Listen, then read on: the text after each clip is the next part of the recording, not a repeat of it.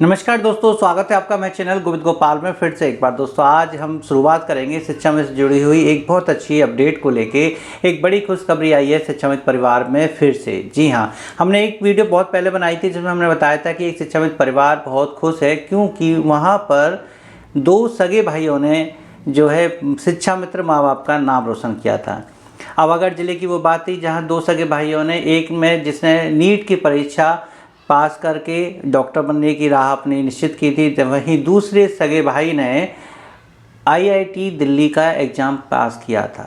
कोई ज़्यादा अच्छे पैसे वाला वो परिवार नहीं था, कोई ज़्यादा अच्छे संसाधन नहीं थे। बच्चों ने अपने कम संसाधन में ही कड़ी मेहनत से वो मुकाम हासिल किया। एक ने नीट की परीक्षा पास की और दूसरे ने आईआईटी दिल्ली की। शिक्षा मित्र पिता का से कितना गौरवान्वित हुआ होगा आप खुद महसूस कर सकते हैं।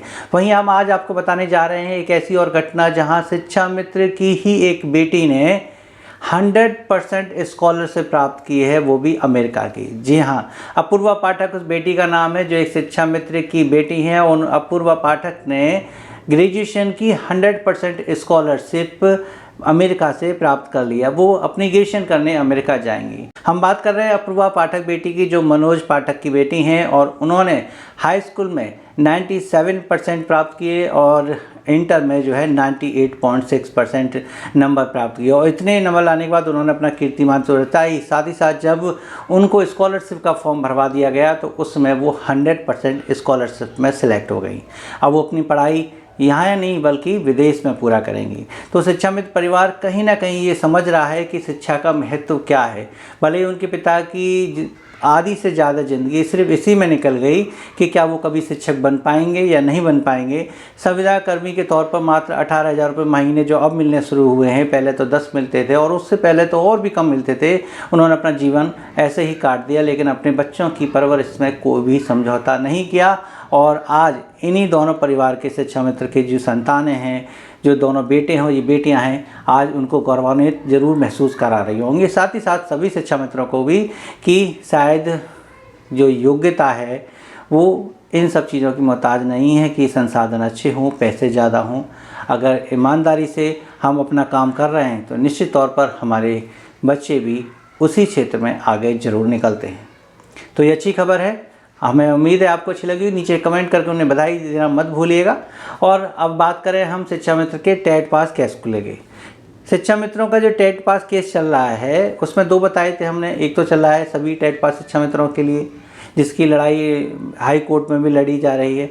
अभी अवधेश सिंह जी से बात हुई थी, उनसे जो है 2-3 दिन में हम बात करेंगे एक लाइव इंटरव्यू में, जो आपसे सीधे बात कराएंगे कि उनके केस में क्या क्या है, वो किस प्रकार से सभी टेट पास शिक्षा मित्रों को राहत देंगे। और आज ही हमारी बात हुई है इंद्रपाल जी से।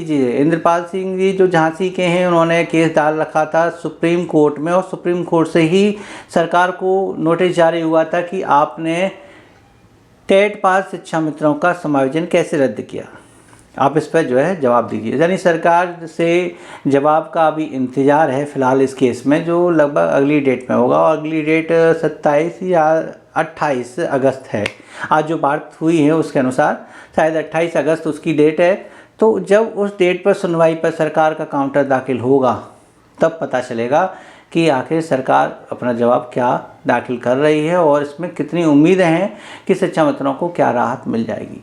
अब तक हम इस केस को लेकर थोड़े संशय में थे कि आखिर 9 साल बाद इस केस में ऐसा क्या होगा जिसके बाद शिक्षा मित्रों को राहत मिलेगी, और इसमें सभी शिक्षा मित्र नहीं है। फिर हम एक बात और क्लियर कर दें कि ये जो सुप्रीम कोर्ट में इंद्रपाल जी का केस है, ये सिर्फ और सिर्फ समायोजन से पूर्व जो टेट पास शिक्षा मित्र थे उनसे संबंधित केस है, और वो भी 2013 और 14 के पास टेट वालों के लिए, जिन्होंने 2013 में या 14 में टेट पास किया होगा, 2015 में समायोजन हुआ है, तो उनके लिए है। अगर सुप्रीम कोर्ट से कुछ राहत मिलती है तो उन टेट पास शिक्षा मित्रों को ही जो है लाभ मिलेगा, बाकी नहीं मिलेगा जिन्होंने बाद में किए हैं। भले ही उनकी लड़ाई सीमित टेट पास शिक्षा मित्रों को लेके है, लेकिन उन्होंने लड़ाई लड़ी भी खुद अकेली ही है। उन्होंने कहा कि मैंने कभी किसी भी जगह ऐसे अपनी बातें नहीं रखी कि आप इसमें सभी लोग शामिल हो। हमारी एक टीम है, 241 लोगों की शायद वो टीम बता रहे थे कि हमारी एक टीम है जो अभी तक हाई कोर्ट के सिंगल बेंच, डबल बेंच और फिर सुप्रीम कोर्ट तक केस लड़ती रही। किसी से हमने कोई ज़्यादा हल्ला नहीं किया, क्यों? क्योंकि हम अपनी बात को सही तरीके से कोर्ट के सामने रखना चाहते थे, ताकि एक बार कोर्ट ये सुने समझे कि जो उस समय जो कोर्ट ने आदेश दिया था सुप्रीम कोर्ट ने समायोजन अरेस्ट का, उसमें कहाँ चूक हुई है। अब 9 साल बाद क्या सुप्रीम कोर्ट अपने फैसले को बदलेगी? क्या 9 साल बाद ये वो स्वीकार करेगी कि हाँ, कि सरकार ने जो हमारे आदेश को गलत तरीके से समझ लिया या हमने ही गलत फैसला दे दिया? आपको बताएं कि हमने जब उनसे ये पूछ लिया कि आखिर आपके इस कोर्ट केस में प्रेयर क्या है, आप चाहते क्या हैं 2013 और 14 पास शिक्षा मित्रों के लिए क्या चाहते हैं, तो उन्होंने सबसे पहले तो यही कहा कि जब उस ऑर्डर में ये था ही नहीं कि टेट पास शिक्षा मित्रों को हटाया जाए, केवल नॉन टेट पास शिक्षा मित्रों को हटाया जाए, तो हम तो उसी समय से अपना जो सेवा काल है, जो सर्विस है, उसकी बहाली मांगेंगे 2017 से ही। और ऐसा अगर होता है तो आप समझिए 2017 से लेकर 2026 तक किसी शिक्षक की सेवा बहाली में कितना पैसा सरकार को देना होगा, कितना बड़ा इंक्रीमेंट लगेगा, कितने प्रमोशन पद पे आप होंगे। मतलब एक अलग ही इसमें बड़ा झटका लगेगा सरकार को अगर सुप्रीम कोर्ट ऐसा कोई आदेश कर देता है तो।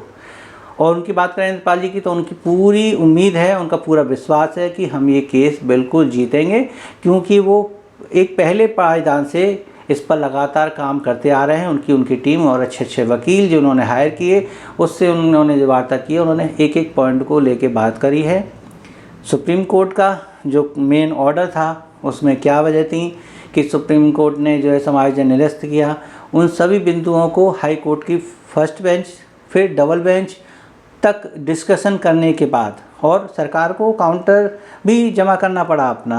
यानी कि ऐसा नहीं है कि सिर्फ सुप्रीम कोर्ट से ही नोटिस जारी हुआ है सरकार को, हाई कोर्ट की डबल बेंच से भी हुआ। उन्होंने क्या जवाब दाखिल किया ये आप अब आगे समझेंगे, जब सुप्रीम कोर्ट में जब आएगा तभी आप देख लीजिएगा कि सरकार क्या कहती है इस जवाब में।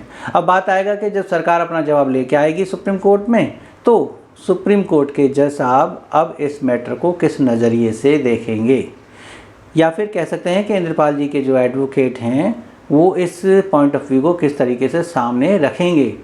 अब सुप्रीम कोर्ट का आदेश तो उस समय गलत नहीं था, लेकिन उनका ये कहना है कि बस उस आदेश को गलत शिक्षा मित्रों पर अप्लाइड कर दिया गया, उन शिक्षा मित्रों पर भी अप्लाइड कर दिया जो कि टेट पास थे, जो एनसीटी की सारी गाइडलाइन को पूरा करते थे, योग्यता पूरी रखते थे, उन पर भी ये अप्लाई कर दिया गया, उनको भी शिक्षक पद से हटाकर शिक्षा मित्र बना दिया गया।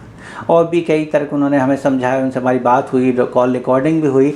अब उस कॉल रिकॉर्डिंग को तो नहीं आपको सुनाएंगे, लेकिन हम 2-3 दिन बाद ही उनसे डायरेक्ट आपकी बात कराएंगे और वो खुलकर इस बात पर चर्चा करेंगे कि उनके केस में आगे क्या क्या संभावना बन रही हैं। अभी फ़िलहाल वो दिल्ली गए हुए हैं इसी केस से सिलसिले में, तो थोड़ा सा उनको अभी समय लगेगा, तो वो बता रहे थे कि अभी हम 2-3 दिन व्यस्त रहेंगे, लेकिन आपको आपके चैनल पर आके इससे ज़रूर अवगत कराएंगे कि हमारे केस में क्या क्या संभावनाएं बन रही हैं। सभी आप जो है ईश्वर से प्रार्थना कीजिए कि कोर्ट से शिक्षा मित्रों को इस बार कुछ राहत मिले। दोनों ही केसों में थोड़ी बहुत राहत मिल जाएगी तो कम से कम इस एक प्रक्रिया शुरू हो जाएगी और इसके तहत पे सभी टेट पास शिक्षा मित्रों को, बाद में नॉन टेट पास शिक्षा मित्रों को भी राहत दे दी जाएगी। ये थी आज की अपडेट और हमें उम्मीद है आपको पसंद आई होगी, तो वीडियो को लाइक कीजिएगा, शेयर कीजिएगा, चैनल पर नए हो तो चैनल को सब्सक्राइब कर लीजिए। मिलेंगे आपसे अगली वीडियो में और नई अपडेट के साथ। तब तक नमस्कार, जय हिंद।